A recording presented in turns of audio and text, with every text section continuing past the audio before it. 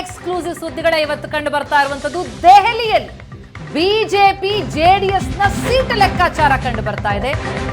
Amit Shah Kumaraswamy high voltage meeting 45 ನಿಮಿಷಕ್ಕೂ ಹೆಚ್ಚು ಕಾಲ ದೀರ್ಘ ಸಮಾಲೋಚನೆ ನಡೆಸಿದ್ದಾರೆ. ದೆಹಲಿಯಲ್ಲಿ ನಡೆದಂತಹ ಸೀಟ್ ಲೆಕ್ಕಾಚಾರ ಇದು.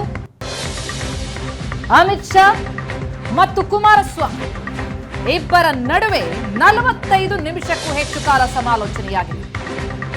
ಬಿಜೆಪಿ ಜೆಡಿಎಸ್ನ ಮೈತ್ರಿಯಾದ ಮೇಲೆ ರಾಜ್ಯದಲ್ಲೇನು ಹೊಸ ಅಲೆ ಸೃಷ್ಟಿಯಾಗಿದೆ. ಜೊತೆಗೆ ರಾಮ ಮಂದಿರ ಪ್ರಾಣ ಪ್ರತಿಷ್ಠಾಪನೆಯ ಕಾರ್ಯ ನಡೆಯಲಿದೆ ಸೋಮವಾರ. ಆ ಬಳಿಕ ಸೀಟು ಹಂಚಿಕೆ ಅಂತಿಮ ಆಗತ್ತೆ. 28 ಕ್ಷೇತ್ರಗಳಲ್ಲಿ ಮೈತ್ರಿ ಪಕ್ಷಗಳಿಗೆ ಗೆಲುವಿನ ವಾತಾವರಣ ಕಂಡು ಬರ್ತಾ ಇದೆ. ಇನ್ನು ರಾಜ್ಯದ ಬಿಜೆಪಿ ನಾಯಕರು ಎಚ್ಡಿಕೆ ಅವರನ್ನ ಭೇಟಿಯಾಗಿದ್ರು. ಸಿಪಿ ಯೋಗೇಶ್ವರ್ ಹಾಗೆ ಸಂಸದ ಪ್ರತಾಪ್ ಸಿಂಹ ಭೇಟಿಯಾಗಿ ಮಾತನಾಡಿದ್ರು. ಹೀಗೆ ನಾಯಕರು ಭೇಟಿಯಾಗಿರುವಂತಹ ವಿಚಾರವನ್ನ ಸಹ ಅಮಿತ್ ಶಾ ಅವರ ಜೊತೆಯಲ್ಲಿ ಚರ್ಚೆ ಮಾಡಿದ್ದಾರೆ ಕುಮಾರಸ್ವಾಮಿ. ಇನ್ನು ಕುಪೇಂದ್ರ ರೆಡ್ಡಿ ಭಾಗಿಯಾಗಿದ್ರು ಸಭೆಯಲ್ಲಿ. ನಿಖಿಲ್ ಕುಮಾರಸ್ವಾಮಿ ಸಹ ಸಭೆಯಲ್ಲಿ ಭಾಗಿಯಾಗಿದ್ರು. ಸಾಕಷ್ಟು ವಿಚಾರಗಳು ಚರ್ಚೆಯಾಗಿದೆ. ಲೋಕಸಭೆ ಚುನಾವಣೆಗೆ ಜೆಡಿಎಸ್ ಹಾಗೆ ಬಿಜೆಪಿ ಮೈತ್ರಿ ಅನ್ನುವಂತಹ ನಿಟ್ಟಿನಲ್ಲಿ ಆಗಿನಿಂದಲೂ ಕೇಳಿ ಬರ್ತಾ ಇರುವಂತಹ ಪ್ರಶ್ನೆ, ಸೀಟು ಲೆಕ್ಕಾಚಾರ ಹೇಗೆ, ಸೀಟಿನ ಹಂಚಿಕೆಯನ್ನ ಹೇಗೆ ಮಾಡ್ತಾರೆ ಅಂತ ಈಗ ಚರ್ಚೆ ಆಗಿದೆ.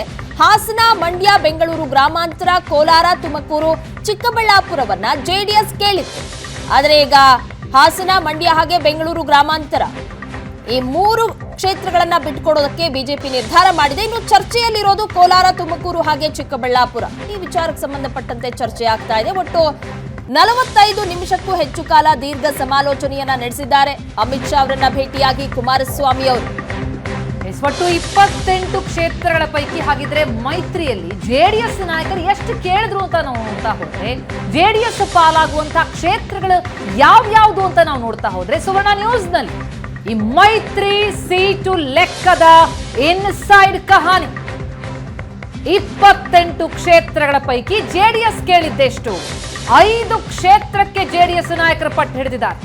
ಆದ್ರೆ ಆ 5 ಕ್ಷೇತ್ರಗಳ ಪೈಕಿ 3 ಕ್ಷೇತ್ರವನ್ನ ಬಿಟ್ಕೊಡೋದಕ್ಕೆ ಬಿಜೆಪಿ ಒಪ್ಪಿಗೆ ಕೊಡ್ತಾ ಅಂತದೊಂದು ಮಾಹಿತಿಗಳು ಲಭ್ಯ ಆಗ್ತಾ ಇದೆ. 28 ಕ್ಷೇತ್ರದಲ್ಲಿ 25 ಸ್ಥಾನವನ್ನ ಕಳೆದ ಬಾರಿ ಗೆದ್ದಿರುವಂತಹ ಬಿಜೆಪಿಯ ಸಂಸದರೇ ಇದ್ದಾರೆ. ಹಾಗಾಗಿ ಜೆಡಿಎಸ್ ಪ್ರಾಬಲ್ಯದ ಕ್ಷೇತ್ರ ಬಿಟ್ಕೊಡೋದಕ್ಕೆ ಬಿಜೆಪಿ ಒಪ್ಪಿಗೆಯನ್ನ ಕೊಟ್ಟಿದ್ಯಾ? ಹಾಗಿದ್ರೆ ಹಾಸನ, ಮಂಡ್ಯ, ಬೆಂಗಳೂರು ಗ್ರಾಮಾಂತರ ಬಿಟ್ಟುಕೊಡೋದಕ್ಕೆ ಒಪ್ಪಿಗೆ ಕೊಟ್ಟಿದೆಯಾ? ಕೋಲಾರ, ತುಮಕೂರು, ಚಿಕ್ಕಬಳ್ಳಾಪುರ ಪೈಕಿ 2ಕ್ಕೆ ಡಿಮ್ಯಾಂಡ್ ಅನ್ನ ಇಡಲಾಗಿದೆ ಜೆಡಿಎಸ್ ನಿಂದ. ಈ ಬಗ್ಗೆ ಹೆಚ್ಚಿನ ಡೀಟೇಲ್ಸ್ ಅನ್ನ ಕೊಡ್ತಾರೆ ನಮ್ಮ ಪ್ರತಿನಿಧಿ ಸುರೇಶ್. ಫೋರದಲ್ಲಿ ಕನೆಕ್ಟ್ ಆಗ್ತಾ ಇದ್ದಾರೆ. ಎಸ್ ಸುರೇಶ್, ಯಾವಾಗ ಬಿಜೆಪಿ ಹಾಗೆ ಜೆಡಿಎಸ್ ಮೈತ್ರಿ ಮಾಡ್ಕೊಳ್ತೋ ಲೋಕಸಭೆಯಲ್ಲಿ, ಆಗಿನಿಂದಲೂ ಸಹ ಸೀಟು ಹಂಚಿಕೆ ಲೆಕ್ಕಾಚಾರದ ಬಗ್ಗೆ ಬಹಳಷ್ಟು ಚರ್ಚೆ ಆಗ್ತಾ ಇದೆ. ಇನ್ನು ಅಮಿತ್ ಶಾ ಅವರನ್ನ ಭೇಟಿಯಾಗಿ ಚರ್ಚೆ ಸಹ ನಡೆಸಿದ್ದಾರೆ ಕುಮಾರಸ್ವಾಮಿ ಅವರು. ಏನೆಲ್ಲ ಬೇಡಿಕೆ ಇಟ್ಟಿದ್ದಾರೆ, ಯಾವೆಲ್ಲ ಕ್ಷೇತ್ರಗಳನ್ನ ಕೊಡೋದಕ್ಕೆ ಬಿಜೆಪಿ ಒಪ್ಕೊಂಡಿದೆ ಅಂತ? ಪ್ರಗತಿ, ಜೆಡಿಎಸ್ ಜೊತೆ ಮೈತ್ರಿಯಾದ ಬಳಿಕ ಬಿಜೆಪಿಯ ಕೇಂದ್ರ ನಾಯಕರು ಕುಮಾರಸ್ವಾಮಿ ಅವರನ್ನ ಇದೀಗ 2ನೇ ಬಾರಿ ದೆಹಲಿಗೆ ಕರೆದುಕೊಂಡು ಒಂದು ಮಾತುಕತೆಯನ್ನ ಮಾಡಿದ್ದಾರೆ.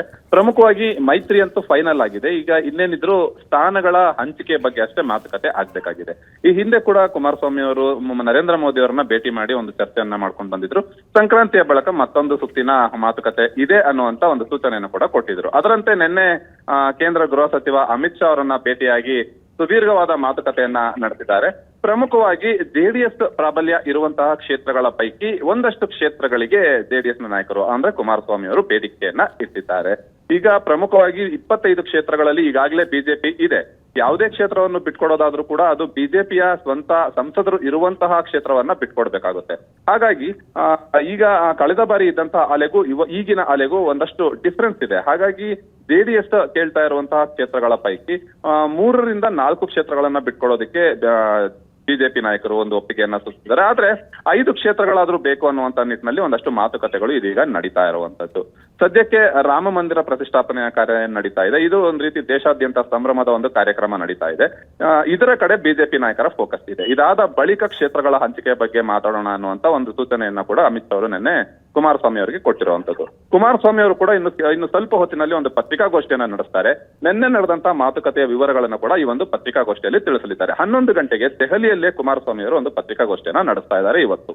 ಆ ಒಂದು ಪತ್ರಿಕಾಗೋಷ್ಠಿಯಲ್ಲಿ ಇನ್ನಷ್ಟು ಹೆಚ್ಚಿನ ಮಾಹಿತಿಗಳನ್ನ ತಿಳಿಸುವಂತ ಸಾಧ್ಯತೆ ಇದೆ. ಪ್ರಗತಿ. ಅಂದ್ರೆ ಸುರೇಶ್, ಈಗ ನಾವು ನೋಡ್ತಾ ಹೋದಾಗ ಲೆಕ್ಕಾಚಾರವನ್ನ ಗಮನಿಸಿದ್ರೆ, ಜಾತಿ ಲೆಕ್ಕಾಚಾರ ಇರಬಹುದು ಅಥವಾ ಪಕ್ಷದ ಪ್ರಾಬಲ್ಯ ಇರುವಂತಹ ಕ್ಷೇತ್ರಗಳ ಲೆಕ್ಕಾಚಾರ ಇರಬಹುದು, ನೋಡ್ತಾ ಹೋದಾಗ JDS ಕೇಳ್ತಾ ಇರೋದಕ್ಕೆ ಬಿಜೆಪಿ ಒಪ್ಪಿಗೆ ಕೊಡುವಂತಹ ಸಾಧ್ಯತೆಗಳು ಎಷ್ಟು ಕಂಡು ಬರುತ್ತೆ? ಯಾಕಂದ್ರೆ ಲಾಭದ ದೃಷ್ಟಿಯಿಂದಲೇ ನೋಡ್ಬೇಕಾಗತ್ತೆ. ಮೈತ್ರಿಯಲ್ಲಿ ಈ ಸೀಟ್ ಹಂಚಿಕೆ ಅಂತ ಏನೋದು ಎಂಡ್ ಆಫ್ ದಿ ಡೇ ಅವರು ಗೆಲುವನ್ನ ಸಾಧಿಸಬೇಕು, ಆಗ ಮಾತ್ರ ಮೈತ್ರಿ ಗಟ್ಟಿಯಾಗಿ ಉಳ್ಕೊಳ್ಳುತ್ತೆ. ಹಾಗಾಗಿ ಆ ಲೆಕ್ಕಾಚಾರವೇ ಅಂದ್ರೆ ಗೆಲುವೊಂದೇ ಮಾನದಂಡನ ಅಥವಾ ಪ್ರತಿಷ್ಠೆ ಕೂಡ ಇಲ್ಲಿ ಪ್ರಮುಖವಾದ ಪಾತ್ರ ವಹಿಸುತ್ತಾ ಅನ್ನೋದು? ಪ್ರತಿಮಾ, ಖಂಡಿತವಾಗ್ಲೂ ಕೂಡ ಗೆಲುವೊಂದೇ ಮಾನದಂಡ ಅಂತ ಹೇಳ್ಬೋದು. ಒಂದು. ಎರಡನೇ ವಿಚಾರ ಏನಪ್ಪಾ ಅಂತಂದ್ರೆ, JDS ಸದ್ಯಕ್ಕೆ ಇರುವಂತದ್ದು ಕೇವಲ ಒಂದು ಸ್ಥಾನದಲ್ಲಿ ಮಾತ್ರ, ಅಂದ್ರೆ ಹಾಸನದಲ್ಲಿ ಮಾತ್ರ JDS ಸಂಸದರು ಇರುವಂತದ್ದು. ಅದನ್ನ ಬಿಟ್ಟು ಯಾವುದೇ ಕ್ಷೇತ್ರವನ್ನ JDS ಪಡ್ಕೊಂಡ್ರು ಕೂಡ JDSಗೆ ಲಾಭ, ಇಲ್ಲಿ ಲಾಸ್ ಆಗೋದು ಬಿಜೆಪಿಗೆ. ಹಾಗಾಗಿ ಬಿಜೆಪಿ ಕೂಡ ಒಂದಷ್ಟು ಅಳೆದು ತೂಗಿ ಲೆಕ್ಕಾಚಾರವನ್ನ ಹಾಕ್ಬೇಕಾಗುತ್ತೆ. ಆದ್ರೆ ಅಂತಿಮವಾಗಿ ಕಾಂಗ್ರೆಸ್ ವಿರುದ್ಧ ಗೆಲ್ಲೋದಷ್ಟೇ ಮಾನದಂಡ ಅಂತ ಹೇಳ್ಬೋದು. ಹಾಗಾಗಿ ಕಾಂಗ್ರೆಸ್ನ ವಿರುದ್ಧ 28ಕ್ಕೆ 28 ಕ್ಷೇತ್ರಗಳನ್ನ ಗೆಲ್ಲೋದಕ್ಕೆ ಏನೆಲ್ಲ ತಂತ್ರಗಳನ್ನ ರೂಪಿಸ್ಬೇಕೋ ಅದೆಲ್ಲದಕ್ಕೂ ಕೂಡ ಬಿಜೆಪಿ ಮತ್ತೆ JDS ಮುಂದಾಗಿದೆ ಅಂತ ಹೇಳ್ಬೋದು. ಹಾಗಾಗಿ ಗೆಲುವಿನ ಮಾನದಂಡಗಳನ್ನ ನೋಡ್ಕೊಂಡು ಕ್ಷೇತ್ರ ಹಂಚಿಕೆ ಆಗುತ್ತೆ ಅಂತಿಮವಾಗಿ. ಹಾಗಾಗಿ JDS ಇದೀಗ 5 ಕ್ಷೇತ್ರಗಳನ್ನ ಕೇಳಿದ್ರೆ ಕಡೆ ಪಕ್ಷ 4 ಕ್ಷೇತ್ರಗಳಿಗಾದ್ರೂ ಬಿಜೆಪಿ ಒಪ್ಪಬಹುದು ಅನ್ನುವಂತ ಲೆಕ್ಕಾಚಾರ JDS ನ ನಾಯಕರದ್ದು ಆಗಿರುತ್ತೆ. ಹಾಗಾಗಿ ಅವರು 4ರಿಂದ 5 ಕ್ಷೇತ್ರಗಳು ಬೇಕು ಅನ್ನುವಂತ ನಿಟ್ಟಿನಲ್ಲಿ ಚರ್ಚೆಯನ್ನ ಮಾಡ್ತಾ ಇದ್ದಾರೆ.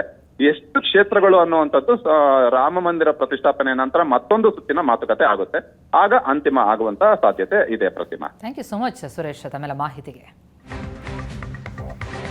ಒಟ್ಟಾರೆಯಾಗಿ ಕಾದ್ ನೋಡ್ಬೇಕು ಯಾವ ಕ್ಷೇತ್ರಗಳನ್ನ ಬಿಟ್ಟು ಕೊಡ್ತಾರೆ, ಹಾಗೆ ಯಾರಿಗೆ ಲಾಭ ಅಂತ. ಖಂಡಿತವಾಗ್ಲೂ ಸಹ ಯಾವ ಕ್ಷೇತ್ರವನ್ನ ಬಿಟ್ಕೊಟ್ರು ಸಹ ಬಿಜೆಪಿಗೆ ಲಾಭ ಆಗೋ ಸಾಧ್ಯತೆನೇ ಹೆಚ್ಚಾಗಿ ಕಂಡು ಬರ್ತದೆ. ಇನ್ನ ಬಿಜೆಪಿ ಹಾಗೆ JDS ಯಾವ ರೀತಿಯಾಗಿ ಲೋಕಸಭೆಗೆ ತಯಾರಿಯನ್ನ ಮಾಡ್ತಾ ಇದೆ ಅನ್ನೋದನ್ನ ಗಮನಿಸ್ತಾ ಇದೆ.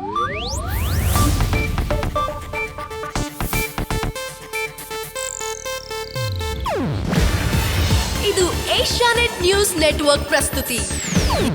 ನೀವು ನೋಡ್ತಿದ್ದೀರಾ ಏಷ್ಯಾನೆಟ್ ಸುವರ್ಣ ನ್ಯೂಸ್.